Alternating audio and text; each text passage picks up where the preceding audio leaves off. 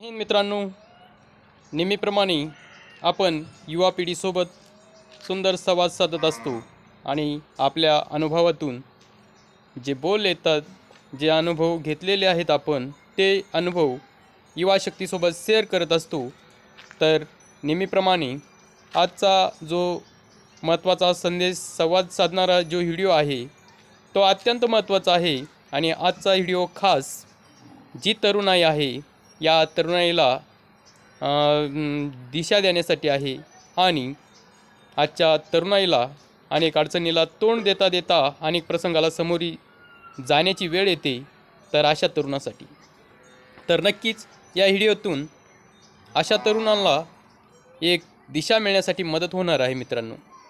तर आजचा व्हिडिओ खास अशा युवकासाठी की जे आपल्या तारुण्याच्या वयामध्ये योग्य दिशा न मिळाल्याने आपला रस्ता भटकलेले आहेत आणि या चुकीच्या मार्गदर्शनामुळे किंवा इतर त्यांच्या जीवनामध्ये येणाऱ्या प्रसंगामुळे ते चुकीच्या मार्गाला लागलेले आहेत, व्यसनधीनतेच्या मार्गाला लागलेले आहेत आणि अशा चुकीच्या रस्त्यावर चालता चालता ते संस्कारापासून अलिप्त झालेले जे तरुण आहेत आणि आपल्या घरामध्ये जे आई आणि वडील असतात त्यांना उद्धटपणे बोलणे, त्यांना त्रास देणे, त्यांच्याकडे लक्ष न देणे, अशा तरुणासाठी आजचा खास व्हिडिओ आहे मित्रांनो।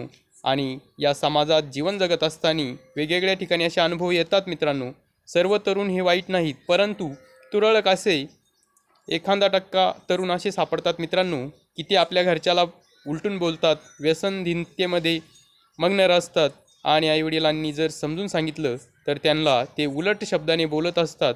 अशा तरुणांसाठी हा व्हिडिओ नक्कीच एक दिशा देणारा ठरेल, कारण हे तरुण आपला वेळ निघून गेलेला आहे आणि त्यांच्या पदरामध्ये जे पश्चाताप पडलेला आहे आणि त्यांना दिशा देण्याचं काम कोणी एखाद्या व्यक्तीने केलं असावं किंवा XYZ व्यक्तीने त्यांच्या जीवनात येऊन त्यांना जी चुकीची दिशा दिली असन, त्या तरुणाच्या जीवनामध्ये जे वादळ आलेले आहेत अशा तरुणाच्या जीवनासाठी हा व्हिडिओ एकदम चांगला ठरेल मित्रांनो। कारण अशा तरुणांना सध्या थोडा विचार करणं, थोडं मंथन करणं, स्वतःला ओळखणं गरजेचं आहे आणि अशा दलदलीमधून वापस येण्यासाठी स्वतःचा विचार करणं गरजेचं आहे आणि हा विचार जर त्यांनी केला नाही तर अनेक पिढ्या बर्बाद होऊ शकतात असं या ठिकाणी आपल्याला म्हणता येईल। आणि अशा तरुणाला हा व्हिडिओ अत्यंत उपयोगी आहे। तर या तरुणाला, जे तरुण आईवडिलांसाठी किंवा जे विद्यार्थी काही अशा असतात मित्रांनो, चुकीच्या दिशेला जाऊन आपल्या आईवडिलांना त्रास देतात, आईवडिलांना मागं फिरून बोलतात, अशा विद्यार्थ्यासाठी हा व्हिडिओ अत्यंत महत्त्वाचा आहे। सर्व तरुण किंवा विद्यार्थी तसे नसतात, परंतु असे तुरळक आहेत। अशा विद्यार्थ्यासाठी मार्गदर्शन ठरणारा हा व्हिडिओ आपल्याला या ठिकाणी योग्य वाटला म्हणून एक संवाद साधण्याचा मी प्रयत्न करत आहे। मार्गदर्शन वगैरे काही नाही, परंतु जे तरुण असे करतात ते जर 1% या व्हिडिओच्या माध्यमातून जर आपलं मन परिवर्तन करू शकले तर नक्कीच आपल्याला आनंद होईल मित्रांनो। तर याच्यासाठी आहे, तर अशा तरुणाला मला एकच सांगायचं आहे, जे आईवडिलांचा सन्मान न करता त्यांना शब्दांनी हिणवतात, वाईट बोलतात आणि व्यसनधीनता करतात, अशा तरुणांनी एकच लक्षात घ्यावं की तुम्हाला जर प्रत्यक्ष अनुभूती घ्यायची असेल, तुम्हाला दुसरे कोणी बदलू शकत नाही, तुम्हीच स्वतः तुमच्या जीवनाचे एक शिल्पकार होऊ शकतात। याच्यासाठी तुम्हाला एकच करणं गरजेचं आहे की ज्या मुलांना आई किंवा वडील नाहीत अशा व्यक्तीला तुम्ही 2 मिनटं बोला, मग तुम्हाला समजेल की आईवडिलांची किंमत काय असते। त्यानंतर आईवडिलांची किंमत जर आपल्याला समजून घ्यायची असेल तर आई आणि वडील या शब्दाचा आपल्याला अर्थ समजून घेणं गरजेचं आहे। कारण आई बाबा हे शब्द छोटे नाहीत मित्रांनो, खूप खूप मोठे आहेत। कारण आई या शब्दाची जर फोड केली, प्रत्यक्ष देवाला या ठिकाणी प्रत्येकाच्या घरी जाता नाही आलं म्हणून देवाने आई पाठवलेली आहे मित्रांनो, हे असं आपल्याला म्हणता येईल। तुम्ही विचार करा चांगला की आ म्हणजे आत्मा, ई म्हणजे ईश्वर, म्हणजे ज्या व्यक्तीमध्ये ईश्वराचा आत्मा वास करत असतो, म्हणजे विश्वरूपी जी व्यक्ती आपल्या घरामध्ये आहे तिला आपण आई म्हणतो। आणि अशा आईचं मन जर आपल्यामुळं दुखत असेल तर आपल्या जीवनावर खूप आपण आपली कवडी मोल किंमत नाही असं स्वतःलाच म्हणता येईल। त्यानंतर बाप या शब्दाचा जर अर्थ बघितला मित्रांनो आपण, तर बा म्हणजे बाजू घेणारा। किती मोठं संकट येतं मित्रांनो, आपल्या बाजू घेण्यासाठी आपला बाप तयार असतो। आणि प म्हणजे परमेश्वर, म्हणजे एक देवाचाच अवतार आपल्या पाठीशी उभा असतो कोणत्याही संकटात ऊन वारा झेलून आपल्याला बनवण्यासाठी लहानपणापासून. मग अशा दोन व्यक्ती विश्वरूपी आपल्या घरामध्ये जर त्या आपल्या संरक्षणासाठी असतील, आपल्याला पालनपोषण करण्यासाठी असेल, तर आपण अशा महान व्यक्तीला, देवरूपी व्यक्तीला म्हणजे प्रत्यक्ष देवाला दुखवण्याचा प्रयत्न करू नये.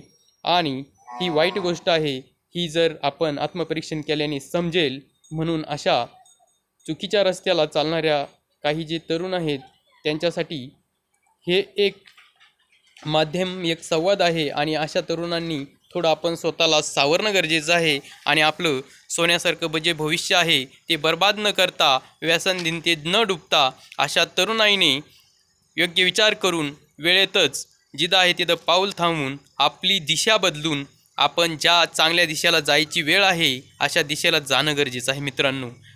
कारण याला तुमचे आईवडील नाही जबाबदार, तुम्ही स्वतः जबाबदार असतात.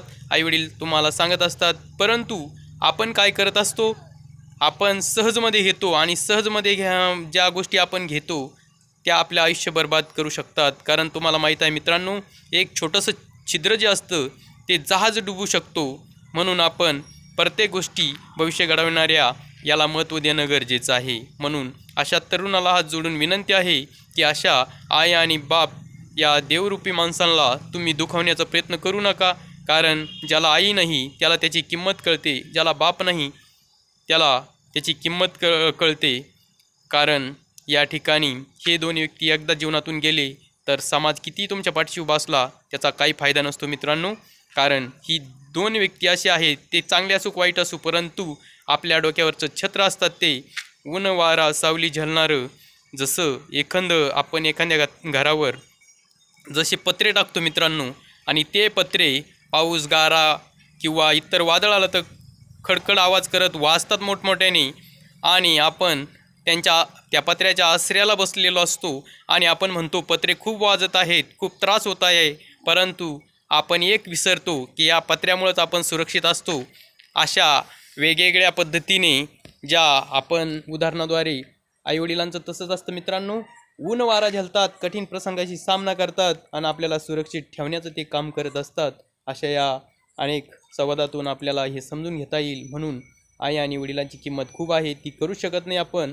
म्हणून हात जोडून विनंती की अशा तरुणांनी योग्यच वेळी निर्णय घेऊन आपली दिशा बदला आणि स्वतःचं आयुष्य बर्बाद होण्यापासून थांबवा, स्वतःला व्यसनधीनतेपासून थांबवा. नक्कीच मित्रांनो विचार करा, कारण विचार बदलले तर तुमचं भविष्य बदलेल, भविष्य बदललं तर आयुष्य बदलेल. आणि विचारात खूप मोठी शक्ती असते मित्रांनो. कारण विचार बदलले तर देश बदलेल आणि नक्कीच हा समाजाचा एक भाग असेल. आणि तुमचं आयुष्यसुद्धा एक नवीन चेतना घेऊन पुन्हा झेप घेण्यासाठी तयार असेल. नक्कीच असं करून बघा. जय हिंद, जय भारत, वंदे मातरम.